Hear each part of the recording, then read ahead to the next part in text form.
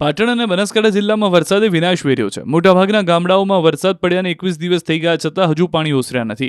પાક પાણીમાં ડૂબેલો છે. ત્યારે બનાસકાંઠા અને પાટણ જિલ્લામાં અતિવૃષ્ટિથી થયેલા નુકસાનીની સમીક્ષા માટે ગુજરાતના કૃષિમંત્રી રાઘવજી પટેલે થરાદ, રાધનપુર તાલુકાની મુલાકાત લીધી. તેમની સાથે કૃષિ વિભાગના અધિકારીઓની ટીમ પણ જોડાઈ. કૃષિમંત્રી રાઘવજી પટેલ પાટણ જિલ્લાના પૂરગ્રસ્ત વિસ્તારોની મુલાકાતે પહોંચ્યા. રાધનપુરના ચલવડા અને ભિલોડ ગામમાં કૃષિમંત્રીએ નિરીક્ષણ કરી પરિસ્થિતિનો તાગ મેળવ્યો અને પાક નુકસાન સહિત ઘાસચારા બાબતે ચર્ચા કરી. ખેડૂતો અને પશુપાલકોને તાત્કાલિક રાહત મળે તે માટે કલેક્ટર અને ખેતીવાડી અધિકારીને સૂચના આપવામાં આવી.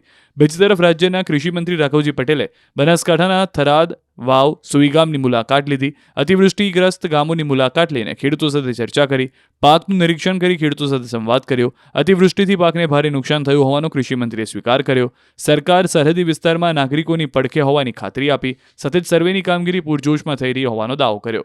રાઘવજી પટેલે થરાદના ખાનપુર અને વાવ તાલુકાના ભાટવર તેમજ સુઈગામ તાલુકાના કોરેટી અને ભરડવા ગામની મુલાકાત લીધી. કૃષિમંત્રી રાઘવજી પટેલ સાથે વાવના ધારાસભ્ય સ્વરૂપજી ઠાકોર સહિત વિવિધ પદાધિકારીઓ અને અધિકારી રહ્યા ઉપસ્થિત. QR કોડ સ્કેન કરો અને ડાઉનલોડ કરો ન્યૂઝ 18 એપ. મેળવો ગુજરાત અને દેશ દુનિયાની પળે પળની અપડેટ્સ.